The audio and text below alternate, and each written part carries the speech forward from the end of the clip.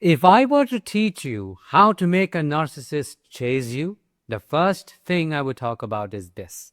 Ignore them, don't care, and watch them unravel. Why? Because they are cursed with what I call reverse love syndrome. The more you pull away, the more you disappear, the more you seem emotionally unavailable, the harder they come running. You see, narcissists do not fall in love with people, they fall in love with the pursuit. They are addicted to the game. The moment you become consistent, loyal, emotionally invested, and available, they lose interest. You stop being exciting to them. You stop being valuable because in their mind, they already own you. They are twisted up here. If you were to step into their world, you would feel you are in some alien, unrecognizable territory because they thrive in deprivation. The moment things start to feel mutual, warm, stable, they panic because that means there is nothing left to conquer. And they are not built to nurture anything. They are built to dominate. For them to stay, you would have to become an incomplete mission, an unsolved mystery, a half-open door they can never fully walk through, something that always keeps them guessing. Now, I'm not telling you to do any of this. I'm just unpacking their broken, inverted, twisted psychology so you can see it for what it really is. Hi, I am Danish, a narcissistic abuse recovery professional. Welcome to my channel. Today, we are going to talk about why narcissists want you more when you care less. Let's begin with what really drives them. But before we do, here is an important announcement. I am doing an online event. The topic is how to break your trauma bond with a narcissist in 5 practical steps. If you want to book your spot right now, click the link in the description and I will see you on the other side. At the core of every narcissist is a belief system they will never admit to. A quiet gut level certainty that they are not capable of being loved. That something about them is unworthy, defective, or too dangerous to be seen. But instead of facing that fear, they build a false self. You know that, a carefully constructed image designed to mask the shame. The charming partner, the confident entrepreneur, the spiritual healer, the loving parent, the misunderstood genius, whatever they need to be to get admiration. But no matter how polished the mask is, they know it's fake. And because they know it is fake, they also believe that everyone else is fake too. They cannot believe in love because they themselves are not real in the way they show up. So when someone genuinely cares for them, they feel confused, suspicious, terrified, because to receive love, they would have to reveal what is behind the mask. And that's not an option because what is behind the mask isn't healed, whole, or real. It is a wounded child frozen in time, a version of themselves they buried long ago just to survive. Now here is the twisted part. They want what you have. I'm talking about your empathy, your warmth, your depth, and emotional availability. They also hate you for it. Crazy. Because you remind them of everything they gave up just to protect their ego. You become both the object of their craving and the symbol of their failure. Such a paradox. That's why they chase you when you pull away. Not because they miss your heart, but because your distance challenges their belief that they are unlovable. If you do not want them, they must get you. Because in their mind, that would prove they are still desirable, still powerful, and still in control.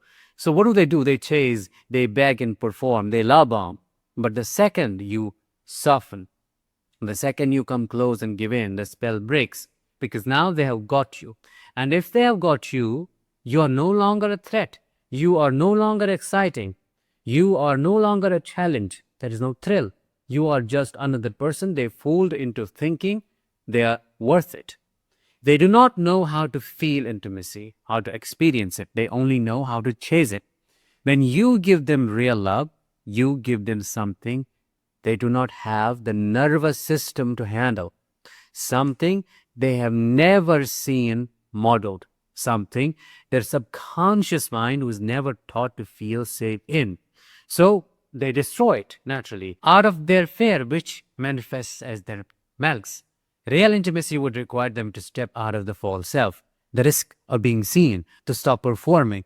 And that is something most narcissists are not simply willing to do. Because to be loved, they would have to be reborn. They would have to let the child buried rise again. And for many of them, that is not just painful, that is impossible. So what do? They stay stuck in a loop. They chase people they cannot have. They idealize those who reject them. They discard those who love them. They crave attention, not affection, control, not connection. And so when someone stops reacting, stops begging, stops explaining, that becomes the ultimate trigger. You are no longer the toy they left on the floor. You are the toy someone else might pick up. The object they suddenly remember was special. Not because to them it actually was, but because now it is out of reach. The less you care, the more they panic, because their entire identity depends on mattering to someone, being someone's obsession, taking up space in someone's mind. And when they do not have that, what do? They do not know who they are. So when you go quiet, when you stop giving them your emotional energy, they start spiraling. They project, they come back, they provoke, they create drama just to see if you will respond. And when you do, poof, they're gone. Any reaction from you means they still matter. And what happens if you do not react? They try harder because they are not chasing love, they are chasing a mirror. They need you to reflect back to them who they think they are. Now, I am not making any of this up. It's not something that I feel. In fact, it was confirmed by a narcissist. A long time ago, I had an accidental session with him. And in that session, I asked him, what is it that drives you? What makes somebody so attracted to you? And his response was, well, if they're empathetic, if they're influential, if they're powerful, have money, and they're hard to get. It's not easy to control them emotionally. I feel aroused, I feel excited, and that drives me. The harder it is to get them, the more motivated I feel to win that trophy. Because for me, it's all about bringing them down to my level. And then when I get what I want, I start hating them. I lose interest because it's a crazy belief system. I say, well, if they were strong in real, they would have never fallen for my tricks. Now that they are there, it simply means they're weak. And then I move on to somebody else. Talking about the reflection again, they need you to reflect that they're powerful, desirable, and superior. If you're not reacting, that reflection disappears. And so do they, because without attention, they cannot survive. This is what people do not understand. Narcissists do not leave because they're done. They leave because they assume you will chase them.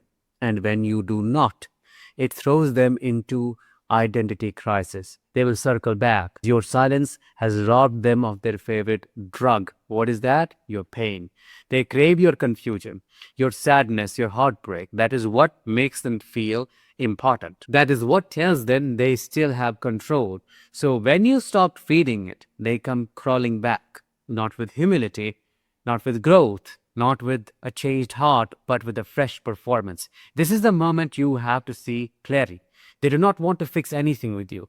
They want to reset the loop. They want to re-enroll you in the story where they are the sun and you revolve around them. That's why they call. That's why they show up. That's why they present those fake apologies. That's why they cry and beg and promise. They're not chasing you. They're chasing their lost reflection. And the second you offer it again, the second you go back to explaining, justifying, hoping, they will lose interest. Because now the mirror is back. The control is back. Their belief system is reinforced. The supply is secured. And that means the chase is over. So they drop you again. Or they start the same games again. Or they emotionally ghost you until you feel worthless. And ultimately the cycle repeats. But if you care less, if you walk away and do not look back, if you grieve in silence, as I always say, and focus on your healing, that is when they go mad. That is when they start lurking on your stories, messaging your friends, posting cryptic things online, trying to provoke you in any way they can. You may have seen when you truly start to move on in your life and when you begin a new chapter, that is when all of a sudden the narcissist will pop up. They will make that presence known, spiritually, energetically, or even physically. What triggers that? Well, they are energy vampires. They are predators and they sense it. They have that predatory intuition. When they feel you are actually closing the chapter and you are letting go, they feel a desire, a drive to reel you back in. And ultimately, it's all about what I just explained. It's power. It's about feeling important. When you remove them from your nervous system, they feel like they are disappearing. Because to a narcissist, being forgotten is worse than being hated, worse than death. Your silence hurts more than your anger.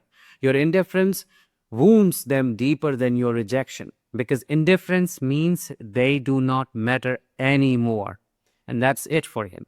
For someone whose entire life is built on the illusion of importance, that is unbearable. And here is what is important to know. They live in a cycle of survival, not growth. So when you stop surviving with them, when you stop shrieking yourself to soothe their ego, when you finally step out of their emotional matrix, that is what makes you dangerous to them. It is your emotional detachment. It is that inner calm that says, you do not get access to me anymore. That is what ends the story for them. They do not know what to do with that because their entire script requires your suffering, your begging. They need your reactions.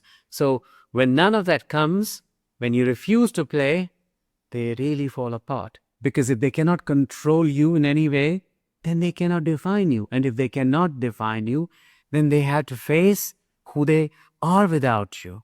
And that is the one thing they're not willing to do because they're nothing without you. So yes, let them chase, but do not ever let that chase fool you into believing it is real. Because if someone only wants you when you are gone, they never really wanted you. They wanted the feeling of getting you. And when they get it, they're done. Let them run in circles. You're not the lesson they get to keep learning from. You're the one that got away and never look back. That is what I want you to know. That's what I want you to embody.